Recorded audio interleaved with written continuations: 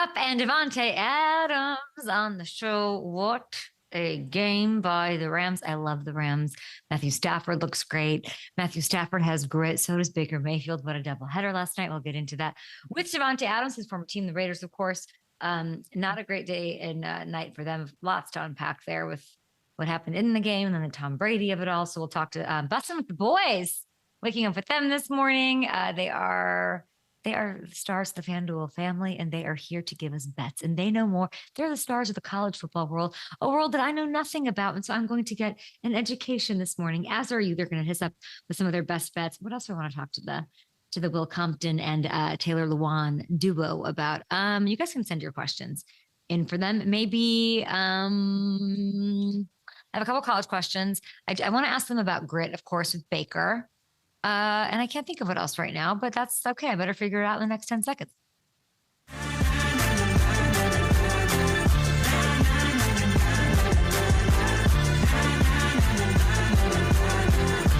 Bussin with the boys joining the show. Davante Adams joining the show. Am I used to him as a Ram? I think it took me like 12 seconds. Yeah, I'm used to it. I like the colors on him. I like when he catches crazy, impossible passes from Matthew Stafford. So lots to like from him, and love that he's joining the show. And I mean, they're 2 weeks in. Does he feel like a Ram? What was his welcome to the Rams moment? We'll get into some of that. Aaron Rodgers had an insane catch too. We'll show him that one as well. But last night, week 2 ended. It's flying, guys. It's flying. That's why you want to have fun.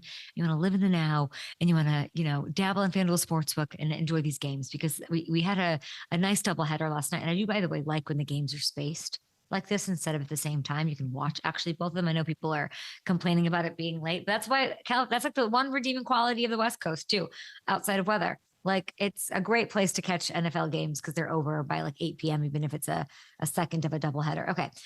Last night was all about the Tampa Bay Buccaneers. Okay. Baker Mayfield, you dog, you. We all know you have it. You've had it forever, and you got to show it to the entire United States of America. Second straight week, he leads this team to a fourth quarter comeback win. It's how he likes it. On the road to get to 2-0. They're undefeated. The division is theirs. I've said it all along. What did I say? I think my bold prediction for them was that they're going to make it further than Baker Mayfield has ever gone. Go where no Baker Mayfield has gone before. And that would be the NFC Championship game. Hamilton, I think I might be right. I'm in. I'm so in. Love him. Yeah. I mean, it's hard not to be in on this team after last night. It was so good. And even through some of the ups and downs of that game, you just had, I don't know. I just watched it. I had full confidence the entire time that Baker was going to get the job done. Yeah. And there's something to be said for watchability. Yeah. And this stuff that I was seeing on Twitter was the lore for Baker right now is where I've been all along. Like, and I'm so happy to see it. Like, there's so much like the Browns portion of the program, like, look away. Like, yeah, mute the mentions. I get that if you're a Browns fan or Browns brass or like whatever for what happened there and transpired, but it's meant to be. It's kind of how I feel. And then you have like, I got to tell you, I went to all those training camps. You weren't there with me. Every freaking coach around the map was like, oh, you're going to Tampa, say what's up to Baker. How's Baker? Oh, you saw Baker? I love Baker, man. All of them across the board. Yeah. If you look at Twitter, it's like, he's elite. He's watchable. He's, what did Bucky Irving say? He would go into a dark alley with him because he's going to come out and shoot. And like, there's all of this lore of, kind of what I ask every player that's around him, from the guys who didn't even get to meet him yet, like Tez Johnson at the rookie premiere when he just decided to put on his Bucs uniform for the first time. Like, this is a force to be reckoned with. What does that do to you? And I'll ask Davante this. I mean, Davante played with the grittiest of the gritty. Aaron Rodgers, now he's got Matthew Stafford. And I'm so curious, like, his take on the actual importance, not the tweets, not the whatever on like, yeah, but how important is it to see him get hurt, get up and get in CJ? Do we have it? CJGP's face, like the way he did. And the whole internet's sitting in the palm, and that's presence. And Baker has it. Baker has few people are stars. People are amazing and talented. He has presence. He walks in and you're just like, oh man, you're cool. You're so freaking cool. It's everybody on the internet eating out of the palm of his hand this morning. And he can ball, and he's got weapons.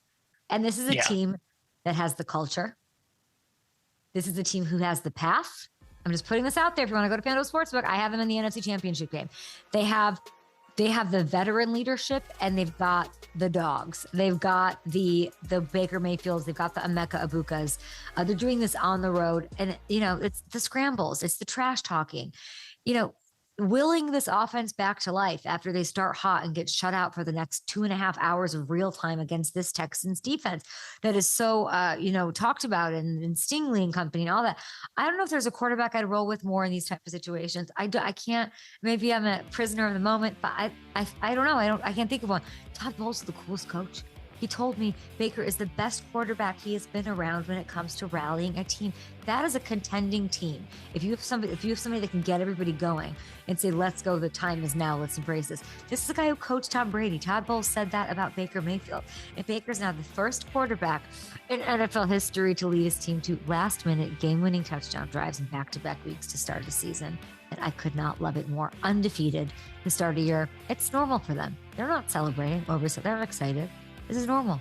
This is the 5th straight year that they've accomplished that. Speaking of Bowles, we got to tweet out, Hamilton, my interview with Bowles this morning. Yeah. And we never put up that video of the guys talking about Bowles will not talk about himself. He's immune, allergic. He shuts down. He's uncomfortable. Oh. I had every guy say why they love him so much. And I think maybe we should put that out there. Davante David was so eloquent in how he talked about, eloquent's not the word. It was just so convincing, but ahead of the Super Bowl that they won with Todd Bowles, that he was the force, that he was the one, he was saying he'll never forget when they, on the road to that, his speech that he was giving him and the way that he energized the team and his leadership and all that. And I'm like, yeah, you have the culture, you have the coach. What don't they, what would be the question, Ham? Hit me. Yeah, they missed Tristan Wirfs a little bit last night. They had some other offensive line injuries going on. That's really the only thing you can point to, unless you just want to try to nitpick Baker Mayfield. I don't buy injuries with Baker, and here's why. I don't buy. Yeah. Even if you're hurt, your offensive line's going to war for you. There's no getting, whoever he has out there is giving it 112%. So I don't really buy that as an excuse. So I guess defensively, what do you got? Yeah, I don't know. Their defense has looked pretty good here through these first couple of weeks. They certainly looked good last night.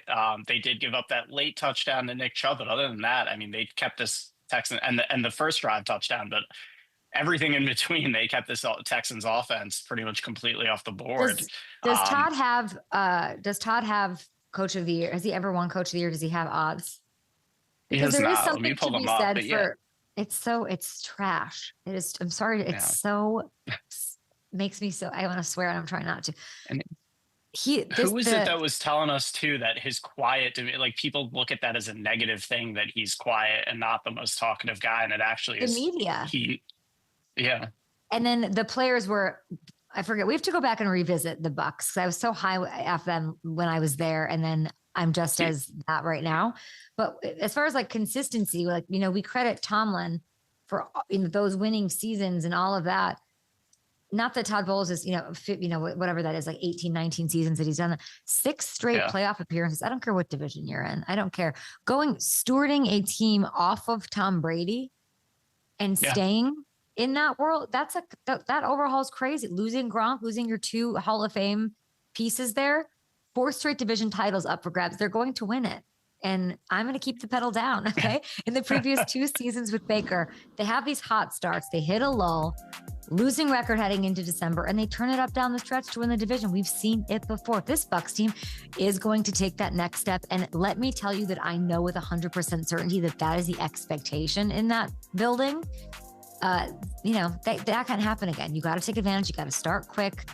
You don't have to play in the, NFC North. You have to play in the NFC East like the Packers and the Eagles do. Go steal the 1 seed in the NFC. Go get home field, baby. Go get it. Go get it. I'd love to see it. I got to go. Despite, by the way, the big wins, FanDuel Sportsbook. This is real. FanDuel has them. Look at this, you guys. Plus 1,100 to win the whole NFC. I'm taking that. I'm taking that all day. They're in a different mode. I love it. And they have the Jets, by the way, next, and then the Eagles at home after that. And if you remember, this is the last team to beat Philly in a full game of Jalen Hurts. Okay, last team, long time ago. And they faced the Bucs, the Birds, almost a year to the day after that in week 4. And I cannot wait to see it. Okay, Texans side, man. Colts here, changing of the guard. I don't know what's going on. They fall to Ofer. I'm not going to bury them yet. They got a lot of talent. There's too much talent on this team for this to continue, right? The story is sadly the same. It's, when nothing changes, there's nothing more disappointing than that. O-line's still an issue, at least for now. Stroud did not look comfortable. Pressure all night long. They can't sustain a run game. The defense is great, kept him in it, right? CJ battled his butt off, almost got into with Baker there. Ultimately, it's going to be hard for them to get where they want to go with these issues up front. And take a look now, the Colts. They're significant. Those are heavy favorites. Wow. In the AFC South over on FanDuel Sportsbook, Houston drops behind the Jags into third at plus 240. I'll say this, though. If you're looking for hope, Texans fans, they started 0-2 in 2023. And then what did they do? They came right back and won the division. But you didn't have Daniel Jones. So there's that. So we'll have to see how that tips the scales, potentially in Indy's favor. And the Angels in the outfield. Beautiful angelic eye of Jim Irsay, which I think is actually under talked about and meaningful for that team in a lot of ways. So a lot needs to happen to get them going again. And I hope they do. Quick bit on the Chargers. Do we have the Bussin guys on yet? Hello? Oh, they're on. Okay. We're going to take a break. We'll do this in the break. And we have Bussin with the boys, Will Compton, and we have Taylor Lewan on the program. We're talking a little college ball with these two after this. Tom Brady, coaching booth. I need your takes. Look at these two smiley faces. Okay, Taylor, cool. Oh, what's happening? Who's losing their mustache? Are we live? You're live. Hi, guys. Oh, well, hey, Kay, how we doing? We all right? You're on YouTube. We're not quite on yet, but I wanted to say hello. You guys, make sure everybody watching on YouTube, subscribe, unsubscribe, resubscribe to Kay Adams Show. That's such a big FanDuel sign in back of you. Yeah, we love FanDuel. We love FanDuel. This. You guys we're going to talk about a lot of things. I think Baker should be MVP. He's MVP of the locker room. There's no doubt about it. We're going to get into it. What does that mean? Let's just start. What does that mean? Like, I guess I'm seeing the internet. He's undefeated. It's to be like that 100% liked on the internet. It's hard to do. And Baker's like elite, watchable, all these things. How much does that matter when you see him like get hurt almost, but then forget about it just so he can give it to CJGJ? What is the actual value of that? Okay, this strikes me as a guy. Baker Mayfield is essentially a Will Compton if Will Compton was the first overall pick. Like you walk into a locker room, you own a locker room, and you're just a guy like he's a culture guy. I'm sure he listens to all the music from the rural areas, the city areas, and he just like has an aura about him. I mean, he's been talked crazy about when they were playing Kentucky back in college, and he's grabbing his groin. And then, Colin Cowherd is saying all these things about him. He confronts Colin Cowherd. He gets kicked out of Cleveland. He gets cut from, the Panthers? Yeah. Those are the Rams. And so, like, the arc in the story, it's like, how do you can't hate him. You can't, even if you want to. Even when there's a video of him running from the police, you're like, man, I kind of wish he got away. Yeah, and I think and listen, pardon my French here, but he's got that I don't give a fuck attitude about him. Mm-hmm. He's got that. You need your best players to be the best players on the team. And when you see like the simple example last night of when he's kind of got the ankle injury for a second, then he gets up and gets in somebody's face, it just juices everybody. Yeah. It juices the O-line, it juices your receivers, the running back, the entire sideline, because you're seeing your best player like get up, talk shit, get in somebody's face, and just not that don't give a F mentality the entire time. And he's got that. Again, even another example, when he gets cut from the Panthers, goes to the Rams and plays a few days later and takes him on a game-winning drive, and the entire team's like galvanizing around him. He's just got that aura about him. Got to respect Will Compton saying the F word and then saying F word after that. It's like, that's actually the rule. It's good. That's what the FCC wants. I'm still stuck on the F word. I want one of those signs. I need to get one. I'm getting one. FanDuel. I'm sure you're watching. Here? Yeah. And then is that a pillow? Do you have a pillow? Yeah, yes, we have several pillows. We love pillows here. I love this. Oh my God. I need to get those. Okay, we're gonna go back on the L, watch the F word. Back on the air, watch the F word usage. Guys. Yes, ma'am. Yes, ma'am. Only one time alone. Let's give you guys a proper intro here. Let's do it.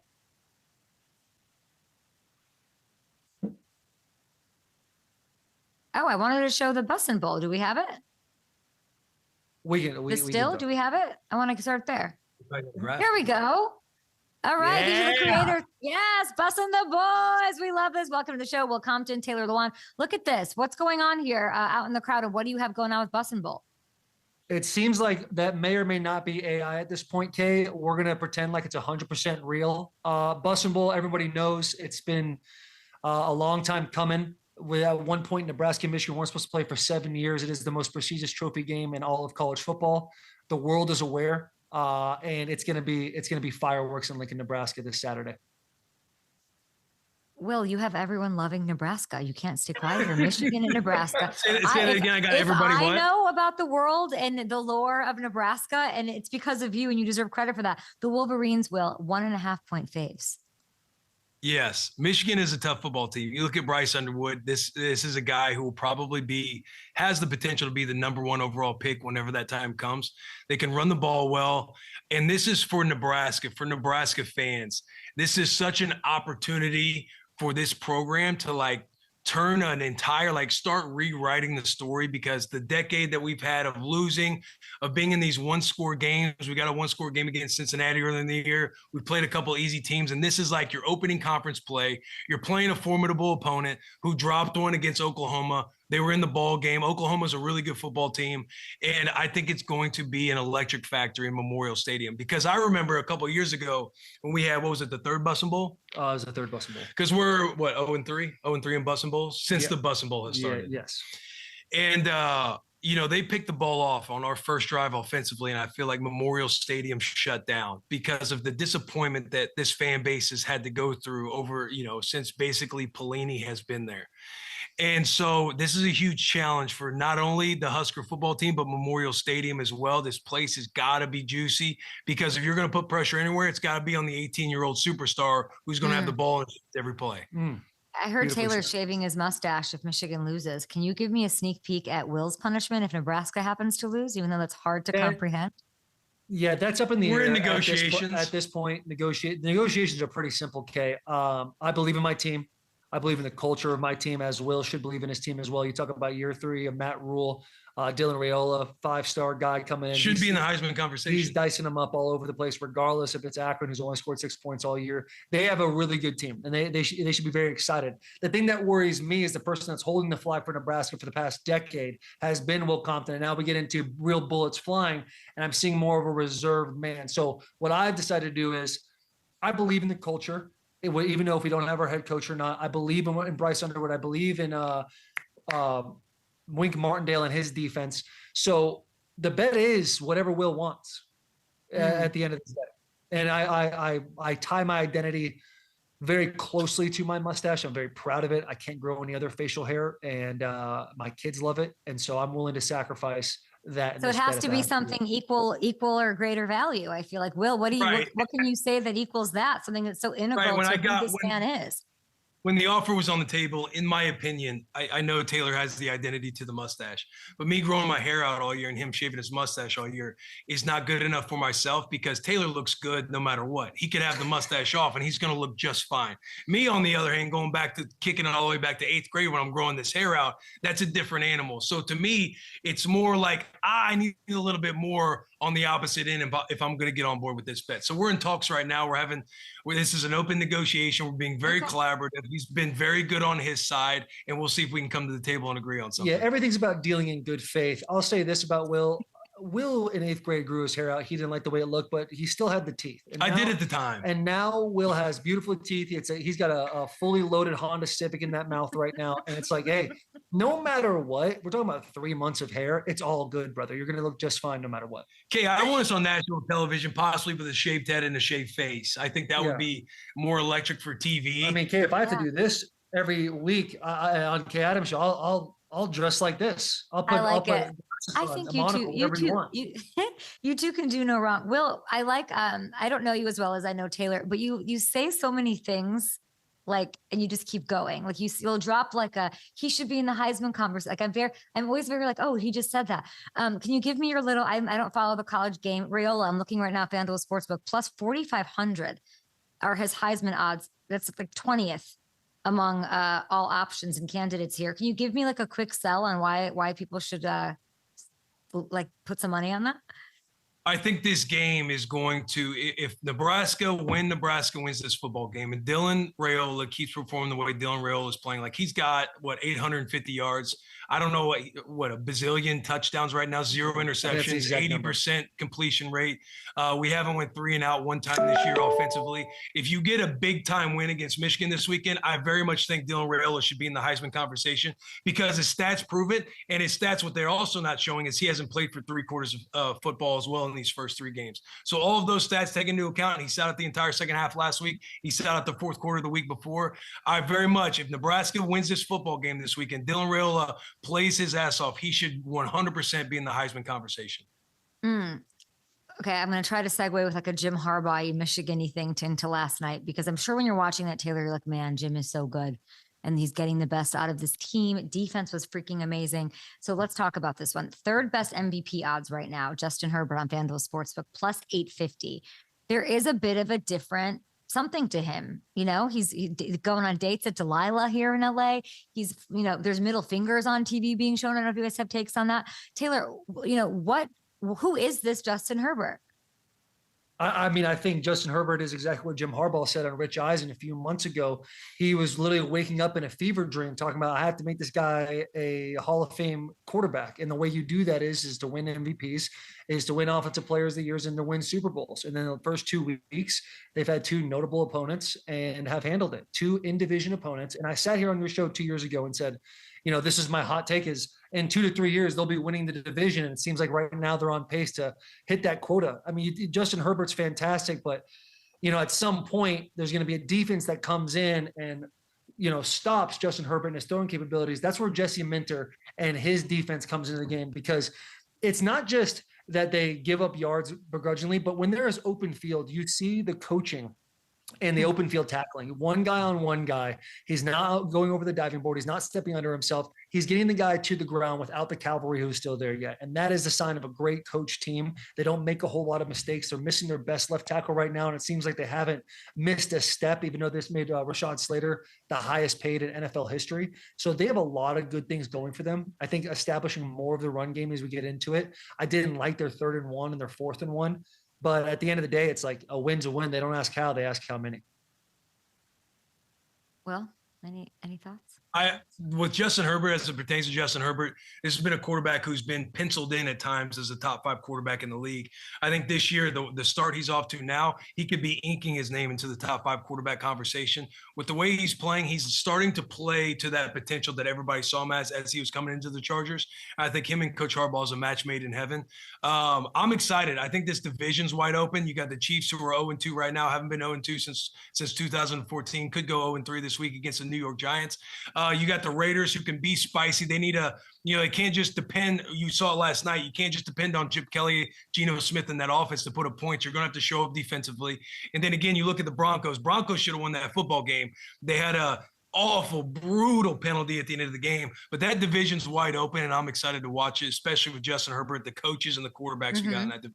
You just did it again. You said this little thing that I have to follow with. Like, Will, are you calling for the upset of the Chiefs? Will they start 0-3? Hey, I would. Can I say something real quick? Go ahead. For the last 3-4 years, Will has been calling for the downfall of the Chiefs. Taylor talks about the Chargers going to win the division. Listen, for the last decade or for the last however many years, I've been saying the Chiefs are going to fall at some point. This is a war, not a battle, and it looks like Willie C's starting to win the war. This is what you call a negative progression in blackjack. Okay? You lose a bet, you double it. You lose a bet, you double it. You lose a bet, you double it. Now we're in a situation where Travis Kelce's getting a little older. Patrick Mahomes doesn't have a whole lot of weapons around him, and it's like, okay, this could actually be the year that the AFC West title holder is not the Kansas City Chiefs. I mean, they can't. He cannot do it all. Will he cannot be the leading rusher against the Giants? Right. It cannot work. Yeah, you're right. To me, it depends on which Giants team is going to show up. You had the Giants team week 1 against the Commanders. They were abysmal. Russell did not look good at all. And then you got them against the Cowboys, and Cowboys look good against the Eagles in week 1. So to see that shootout, see the Giants kind of bounce back and Russell Wilson have over 400 yards, I would personally, in my sick mind, would love to call for this upset alert. 0-3, the Chiefs, the Giants are going to upset them and beat them. I don't know if I can get around that. There's just no, like the Chiefs got to play some, not, okay, Giants are not a real opponent, but real opponents over the next 8 weeks with the Ravens, with the Bills, the Lions, the Jags, the Broncos. They have to win this game. This is a must-win situation. I do think they'll come out with a win against New York. They need to come up with a bigger win than just, hey, we're covering the spread. This needs to be a double-digit, we're still here type of win. I heard you guys say that. I listened to the pod. I heard you said, like, you need to see more than a win. What do you want to see? What do you mean? Be specific. I want to see Patrick Mahomes taking care of business. I want to see Spags' defense on the Kansas City side, like, handle it. You saw there's a lot of things in that Giants-Cowboys game where there was a lot of broken coverages. There's a friend of the show who always comes on with us on Mondays. Greg Olsen. Greg Olsen did a great job pointing out a quarters look where there was really no one in the back left corner of the end zone, and Russell Wilson was able to exploit that defense. You're not going to have those types of breaks when you're going into Spags Kansas City Chiefs defense. They need to just absolutely suffocate them on the defense side of the ball, and I need to see operation and big explosive plays on the Kansas City side for all of us to go, oh, okay, yeah, a couple years ago they lived in the playoffs and they won the Super Bowl. This could be that team again. Chiefs 5.5-point favorites on FanDuel Sportsbook right now, guys. Squeeze those pillows. Go to FanDuel if you want to get in on some of that action out there with fans that are watching. I do want to say this about the Chargers. They look so good right now. Obviously, last night I was in Sao Paulo, saw what they did to this Chiefs team. My takeaway from last night, and I know it's sexy to talk offense, but I'm with you right now. I'm on the deep. Their defense looks so freaking good. And I would ask you, Will, who is the best defense in the AFC? I think we can all agree it's Packers in the NFC. But who are the Packers of the AFC defensively? That's a good question. I think it's the Chargers, Will. What about the Ravens? Yeah, I can get on board with the Chargers right now just based on the 2-week sample size that we have. But even when you come out of week 1 against the Patriots and look at the way that the Raiders operated, I think Geno Smith's a hell of a player. They do a really good job mixing it up pre-snap with formation reloads, motions, and everything else. But they struggled running the football. They struggled picking up protection on third down or every pass attempt for that matter. Geno and the Chip Kelly offense isn't going to be able to do it all. So it's like, am I fully sold on the Chargers yet? They took care of business the way they should. So I could give them that nod for best defense in the AFC right now. But I feel like there's no dominating defense the way the Packers are dominating defense in the NFC. It was supposed to be the Broncos. You don't even mention the Broncos. The Ravens didn't look like it against the Bills. Shouldn't it be the Broncos and everybody else is quiet? It should be, but also it's like the Ravens played their tails off the entire game against the Bills until those last few minutes. And then you go into the Browns and shut everybody down. The Browns are not a great football team. That's not the best sample size. But roster top to bottom in depth, it is the Ravens. They're going to play with a chip on their shoulder because they're going to have a very bad taste in their mouth with the Bills. I think we're going to get a few weeks more into the season, and I think it is going to be the Ravens poking their head out. Broncos got a few things to figure out, whether it's operational offensively, but to me, it's going to be the Ravens here in a few weeks because that defense, I'm obsessed with that defense. They got so many great players at all 3 levels. And again, they went up against a superhero in Josh Allen. But I think once we get into the season, the defense will be the one that the Ravens are leaning on as we get into the season. Hanging out with Will Compton, Taylor Lewan, Bussin with the boys. Go to FanDuel.com/Bussin. Use the Taylor versus Will 50% profit boost token, guys, for these weekend games for the Bussin Bowl. I want to ask you, Taylor, about what was viral after yesterday's game was Chip Kelly this idea that Chip Kelly and Tom Brady go check in with each other and chop it up about the offensive game plan 2 to 3 times a week. When you heard that, what were your thoughts? I love it. I think Chip Kelly's a guy, when you saw him with the Eagles, he had a lot of success, and then he got a little drunk with power when it came to roster selections.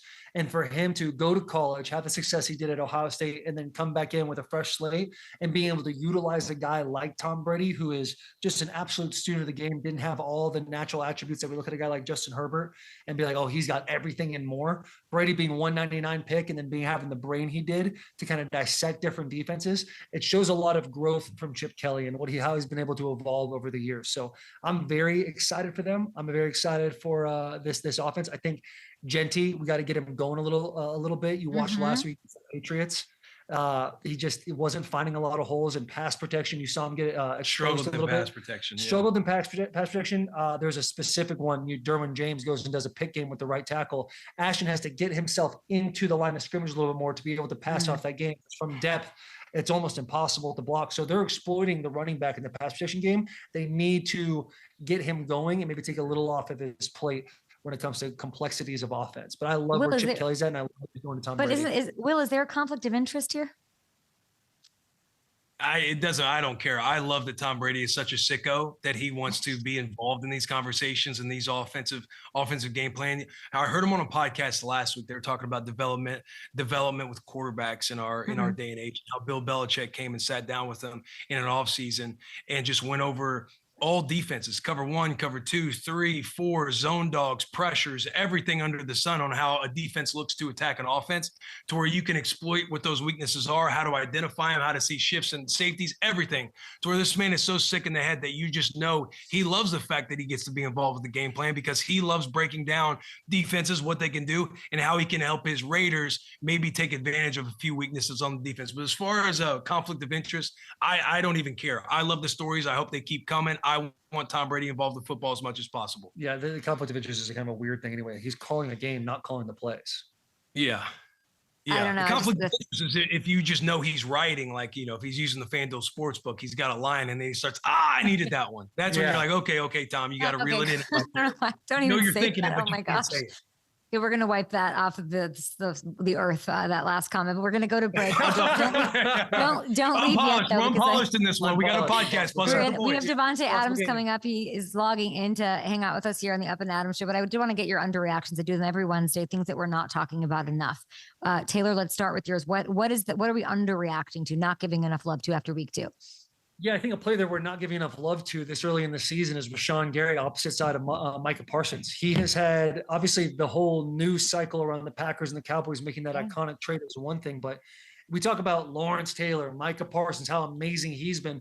But at the same time, it's like he is elevating everybody on the defense, and it's always going to be the opposite pass rusher to him, and that's Rashawn Gary. Yeah, he's a Michigan man, and I could be a little biased, but 2.5 sacks in the first 2 games. I think he's going to have a double-digit sack season. Whoa! And I think that plays into the amount of focus that when you're watching a game in real time, when Micah Parsons walks on the field, everybody from the opposing team, the Commanders last week, turned their head and was like, there he is. He's right there. It's like a Megazord coming out of the water in Power Rangers. Yes, exactly. A Megazord coming out of the water. I understand that reference. Will, I swear, I understand exactly what you're saying. But you're saying double-digit sacks. Double-digit sacks for Gary. Okay, Will, what do you got? Who you got? I like Javonte Williams coming over from the Broncos. Like, what the Cowboys are going to do offensively, and everybody talks about Dak and CeeDee Lamb and George Pickens. But the way that the Cowboys have been able to run the football a little bit in these first 2 games, Javonte Williams, 151 yards, 3 touchdowns. I think he's been a good spark for them. And their young offensive line has been playing some good football. Obviously, a lot of things to clean up. You don't want to shoot out against the New York Giants. But I think in these first 2 weeks, Javonte Williams, for me, has stood out and somebody that nobody's talked about. Really well said. You guys are crushing it. Such great energy. Thank you both for joining. I know you guys are so busy. Be sure to check out new episodes of Bussin' with the Boys. Go use that Taylor versus Will 50% profit boost token on FanDuel Sportsbook, and we'll see if Taylor Lewan has a mustache when I see you guys next time. Tune into the Bussin' Bowl. I feel like your kids are going to be mad at you, Taylor. Like, it's going to be one of those videos where they start crying when you walk in the room. Yeah, last year we did a bet, me and Jack McPherson. I think it was Tennessee versus Vanderbilt, and I was like, "Hey, I think Vanderbilt's going to cover." They ended up not covering. I lost my mustache because of it. And my kids called me a weird guy for the next 30 days. Because although this mustache is prominent, it takes a bit of a time for this thing to actually come out of my face. So, well, I think you're a weird guy. There was a ceremony last year, right? You cut it off, you put it in a little box, you had to bury it in the ground. Yep, put it 6 feet under the whole thing. I go and I take a knee every Sunday morning before the football slate starts. I go and take a knee to my old mustache. Love you guys. Have a great week. I want that Bussin' hat. I would like some merch, Will. Yeah. Yes, ma'am. We'll get that stuff. Yes, ma'am. You guys are the best. Go Nebraska. See ya. I just want to see him mustacheless.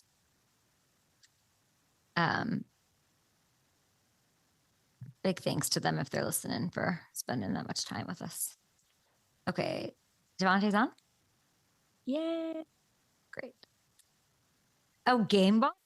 I'm really, really proud of you guys because that little switch that you guys flipped in the second half, that's what it can feel like when we really put it together on both sides and in the kicking game. Where's Kev at? Right here, man. All right, here we go. I got a couple game balls. All right, hey, first touchdown as a Ram. Yes, sir. Did his thing, made his presence all day. All right, where is Davante Adams? I love that. I hadn't seen that yet. A 3-time first-team All-Pro, getting the game ball. I love that. 6-time Pro Bowl wide receiver for the LA Rams. Win against the Titans on Sunday, a contending team.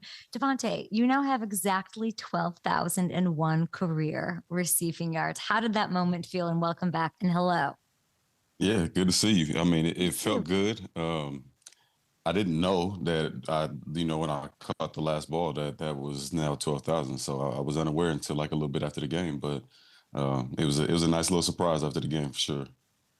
When you got that game ball, I was just watching that right now. I'm like, man, I talk to, all players when you go to different teams or you start somewhere new, like there's an adjustment. I just feel like you didn't have that. I just feel like you're like a Ram. It feels that way to me. But look, it's not taking even me as a fan to get used to it or adjust. When did you feel like a Ram? To be quite honest, like right when I got there. I mean, it was partially the way they made me feel. Obviously, the team, the coaching staff, everybody just welcomed me with open arms. And then it helps when your coach shows a 5-minute highlight tape of what you did last season to get used to the new team and get them used to you. So got integrated pretty quick, and it's been a lot of fun since I've been here. I mean, yeah, I think you've made yourself at home. We actually have a home at SoFi. I got to check out your Davante's house. It was so insane. That, yeah. You were like warming up, doing your thing, and there were hundreds of people wanting to come check this out. And all I was thinking was like, what a great job. There's so many like little details, which I loved, and you're seeing them here. But I also was like that the Rams were like, let's do this. You know, like I don't know that teams, I just feel like there's something special about the way maybe the culture is set or the way they operate or like the Kevin Demoff of it all. Like this was a very cool thing. Yeah, no doubt. I mean, this is honestly like one of the coolest things that I've been a part of so far. Like obviously getting contracts and touchdowns and all that stuff is real cool. But, you get the bag when you perform. So that's coming. But you can go and ball and do your thing and not get a Taco Bell at SoFi, especially your first year when you first get to the team. So I'm grateful for everybody that was involved. Obviously, the Taco Bell side, the people at SoFi, the Rams side, everybody that was involved in this made it happen. So it was super dope. I've seen a lot of some content creators putting some stuff out. I saw your stuff. It's just been a lot of love and a lot of attention toward it, which I think is pretty cool. It's very cool, all while you're focused on ball, because now we get to talk about your first touchdown you're going to always remember this. I love that I get to talk with you through this. Take me through it. Yeah. 3rd and 5 at the Titans, 16-yard line. What happens? What's the call take me through it. Well, I mean, it was a beautiful call. It was actually a call that I wasn't anticipating where we were on the field, just based off of us not having much space to operate. But having to do like Matthew Stafford, he's going to get the ball out and see the coverage and understand. We actually got coverage 0 right here, all out blitz, and everybody was singled up. And like I said, after the game, I kind of just outside release on the route. It was kind of like a stutter go, gave him a little high, and then he sat a little bit, and then I just kind of was able to separate over the top, and lo and behold, Matthew Stafford puts a perfect football on me, and I catch it and got my first one. It was exciting. That's crazy that you didn't expect it so close to the end zone. That means like McVay must have really wanted this one for you. No doubt. I mean, you can see throughout the game, there was a couple penalties down there. We had a miscue early, so he was trying to get me in that end zone for sure. But I'm glad I was able to get it, because that was actually a much more impressive play than the one that we actually missed earlier. So I was excited about it for sure. I mean, you torched an All-Pro in the process. I saw with Snead. What are you saying? You two have had some battles in the AFC West. What are you saying? What are you saying to him here? Well, I didn't say anything to him here. We talked all throughout the game. It's always a good little battle going against Snead. I got respect for his game. He got an element to his game that a lot of people don't have, as far as what he can do off the line of scrimmage and with his quick jam and some of the things he can do. But we're able to get after him a little bit today, or on that day on Sunday. So it was, that felt good, obviously. And then to be able to, seal the deal with the touchdown on him. That obviously is a good deal. So I had to look back and make sure we caught eyes first. And then once he saw me, I kept walking away too because I didn't want a penalty. So I had to make sure he saw me without, walking up on him and getting in trouble. But yeah, it was good to punch that one in there for sure. You had a 100-yard game, a touchdown. I loved seeing it for you. The game ball, an incredible showing. It was fun to watch. And then there was this is what went viral. And I need you to talk me through this one too. This throw from Stafford, Davante. And this catch from you, I don't even know. Go. The funny thing is we actually the exact same play last week on the Texans. Same thing happened. He didn't necessarily throw it with that type of release, sidearm, throwing it a mile out in front of me and just giving me time to go and get it where literally only I could get it.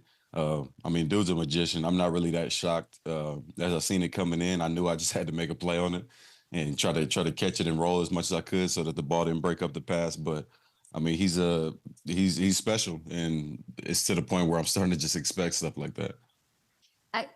I was going to say, is it chemistry? But the angle he throws, only you can get. It's like only you can make that catch because of how good you are, and only he can make that throw. Is it just that you two are elite, or is it chemistry? How hard do you work on a play like that? Well, we've never had. That's the thing. Like dudes like Aaron, dudes like Matthew Stafford, like these dudes are like Steph Curry. Like, you watch this, it doesn't matter how many throws we have in practice. Like, you think he's practicing throwing the ball like that? Like, no, he's dropping back, he's stepping up, and he's throwing the ball normal because that's the way you're supposed to practice. Like, you don't go in practice for that type of play. You have one shot to make that work, and he's the type of dude that can, make that throw. And you can see the type of confidence he has. There's a million ways to let that ball go, and he threw it like that. And, thank God I was able to come up with it because it was such a perfect throw. It would have been a waste if I couldn't. So, I thank God that I have a quarterback like him for sure. You and Puka are so fun together, right? This wide receiver duo that we're seeing there out on the field. McVay's scheme clearly working well. I remember talking to you last year. I've talked about this at training camp, just being excited to play around him because he loves football so much. 2 weeks into the season, it's early, but can you describe sort of what you're noticing from him, even from when I saw you at training camp, that's impressing you? Yeah, man. I think we both just Matthew hit it on the head after the game in his post game presser. Like, we both just get so excited for each other's success just because, he's such a selfless dude. You can see after I scored my touchdown, he's screaming at the fans. Like, he's so excited just to see me, make a play. And that's how we are in practice too, believe it or not. Like, if somebody makes a play like that in practice, we're going crazy, jumping, slapping each other in the helmets and all type of stuff like that. So it's just good to have somebody next to you that, they truly are excited for your success. And then obviously that love is reciprocated on my end. It's giving 2016 Davante Jordy to me. Is that fair?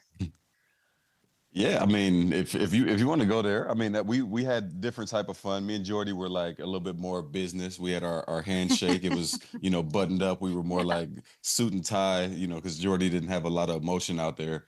And I didn't see a lot of it before I got here with Puka too. So I think I've kind of woke up the beast inside of him a little bit. He got a little swag this year. We got the flex and the first down point and all of that stuff. So that's you. That's your contribution to Puka.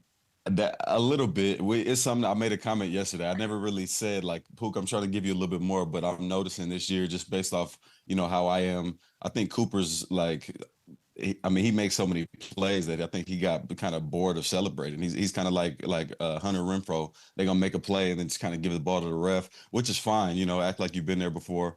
But me, I like to show a little emotion. Especially certain parts of the game. And I think some of that is kind of rubbed off on him. Wait, I love seeing that. You guys are a pain in the ass to deal with defensively, just watching that game. But I was noticing, like, you're still getting all the smoke, though, Devon. Haven't you earned the right to not get the smoke? Like, L'Jarius Sneed, you respect his game. You just spoke so nicely about him. He was at your side 74% of snaps, and you still had a 100-yard game, by the way. Was there any part of you that was like, go hang out with Puka for a little bit, get out of here, or no? Do you like the challenge still? Never. No, I hope every time I step out there, I hope to see everybody's number one. And I expect to see that. Just, obviously they got a pretty large sample size. A lot of these D coordinators I played against, and maybe he gave them the business. So, I expect it to be that way. And, if it changes at any point, Puka's beating up a defense and they switch it up, then I'll gladly take the number 2 or whatever else, you want to do from there. But that's the good part about our offense. It's kind of like the, pick your poison. You want to go cloud me, well, then that's going to give Puka more opportunities. And obviously, if you're playing a two-shell defense, that's going to give Kyron the opportunity or any of our backs to go and, run the ball with less pressure and less issues. So we got a pretty balanced team. We just got to keep working and make sure we're as efficient as possible.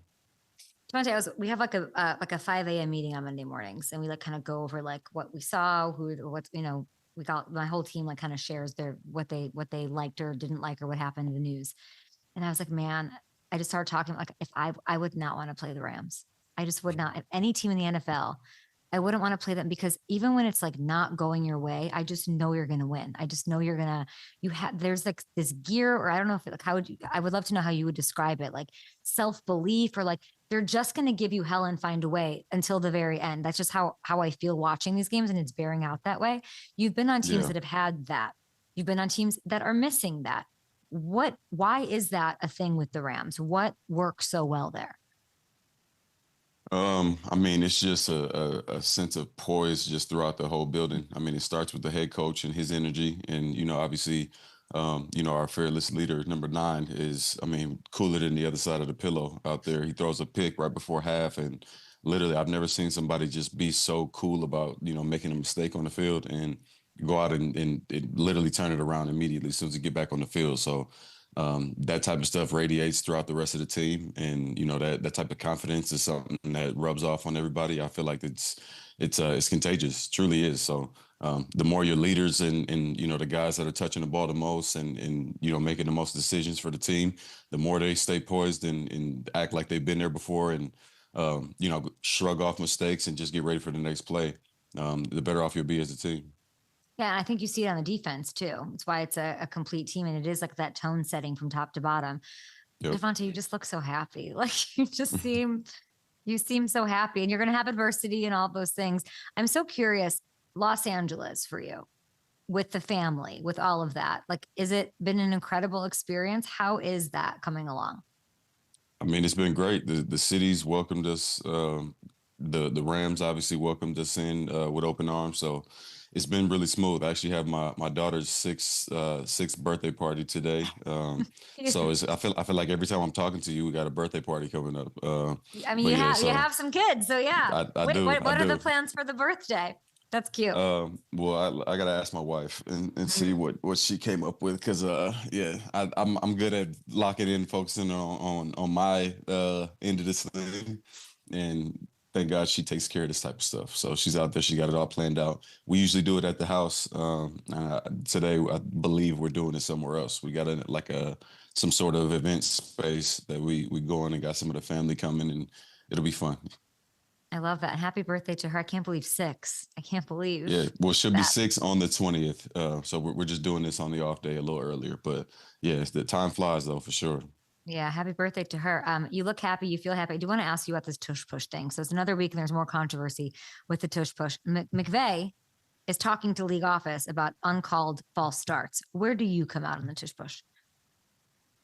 I mean, this is horrible timing, and I already know this is somehow people gonna hate me for speaking on it. But I used to be kind of more impartial, and I know we got them this week, so it's gonna be interesting playing them after this. But I truly I think if you're gonna use it like a QB sneak, like a true QB sneak, and be on sides and all of that, we're not jumping early. I don't know how often that's happened. I did see Chris Jones making a comment in his presser about it, and then at first I thought he was just upset, and then I saw some of the replays, and they actually were leaving before the ball was snapped.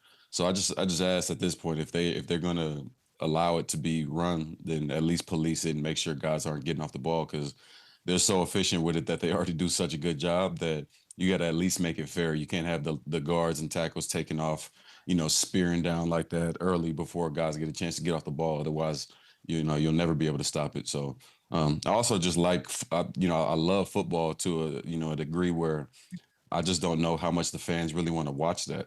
But if that's what they want to do and it's legal, then I mean, they're good at it, so they're going to do what they want to do and do what they got to do. But I'm just not a big fan of watching it when I'm watching, a football game like a fan.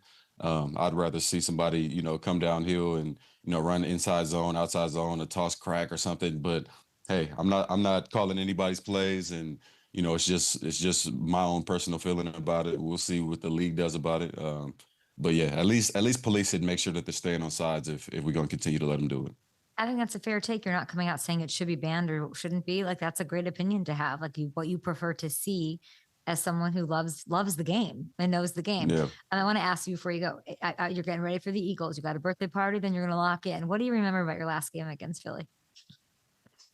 My last game against Philly, I believe, was in 21 with the Packers.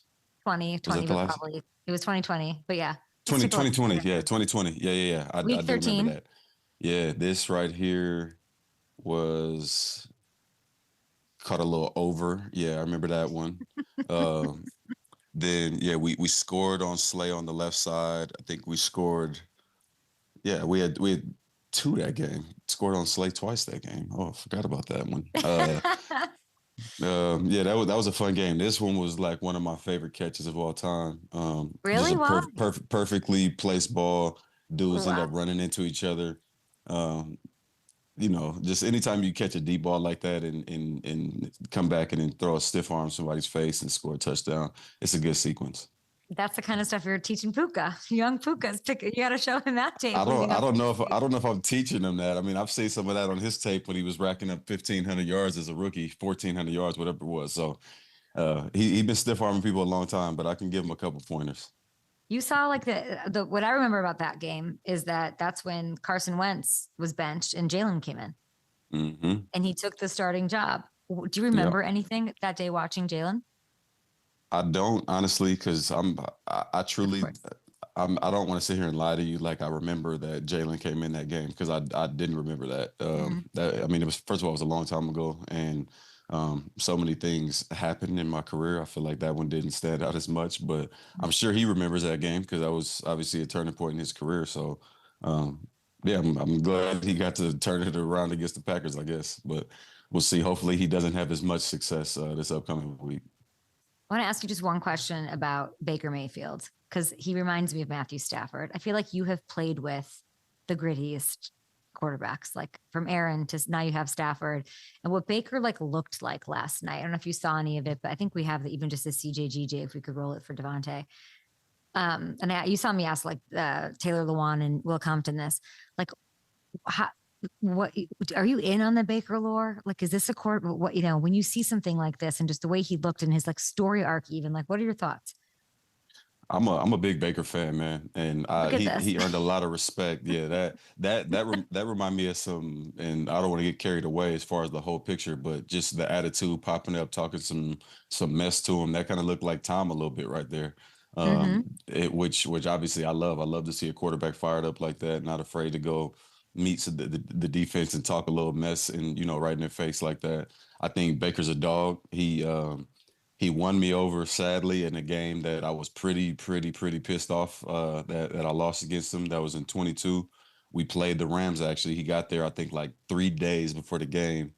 I heard it kind of what his process was. He was grinding, learned that basically the playbook in 48 hours and went out there and went down, and I think it was a 90-something yard drive to beat us and win the game. So after that, and I saw, I heard from some of the people at the Rams just how locked in he was that week when he got in late, came in and learned everything, and then went down and was able to beat our team after we were winning. I thought that was pretty impressive, and I wasn't happy then, but I'm definitely proud of what he's done. And I think he's a gamer, man. He's tough and he's animated, and right now he looks like the type of guy you want on your team for sure. Yeah, it'd be fun to see the two grittiest quarterbacks in the league go at it in the NFC. I'm rooting for that down the stretch here. I know we're only a couple of weeks in. Is there a receiver that you're noticing? I feel like you always have your eyes on everything. Who's who's getting love from Davante Adams right now? Any side of the ball, any player, any team, your team maybe. Who's popping to you? Puka Nacua. I'm loving seeing Puka right now, man. I mean, there's a lot of dudes. It's really so early. I could not be lazy and really pick somebody, but I like to see through the first, at least quarter of the season how everything is going, because you have a situation like where Justin is right now. You know, he's not performing with the biggest numbers through the first 2 weeks, but then you look at him by week 6, and I guarantee you he's going to be looking just how he normally looks. You know, you guys just need a little bit of time to warm up. I feel like nobody's playing their best ball right now, too. The offenses are going to keep getting better. I think usually after that first quarter, that's when things start getting more efficient, finding ways to, you know, get guys the ball consistently. So that'll all change up. But right now, Puka Nacua is hot. And, I mean, he's making it happen. You know, if you give him a fly sweep, throwing him the ball, he's been crazy efficient. And obviously, that's my dog. So I'm loving him right now. Love that. So happy for you. Go enjoy the birthday. Enjoy your day off. Congrats on everything that's going on. I literally couldn't be happier for you. Thanks, Kay. I appreciate you. Thanks, Davante. Appreciate you. Oh my gosh. I'm gonna have to get to another game and check out Davante Adams. So glad to have him on the show. Love what he was doing the Taco Bell. And Hamilton, I really mean that. It's like I don't know that many teams like it's not like it's about putting other teams down or anything, but the Rams are, it's like that what you look for in a contender culture. When he's talking about, you see his face when I was like, you guys just know how to give teams hell and win. You just know how to win. And that's what makes him scary. I feel like he hasn't had that in a minute. And it's so nice that he has that. It really is. And yeah, that's my we've seen NFC it through those championship first game. Rams, Bucs would be killer.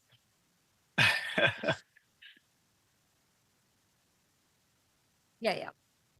We'll just chat.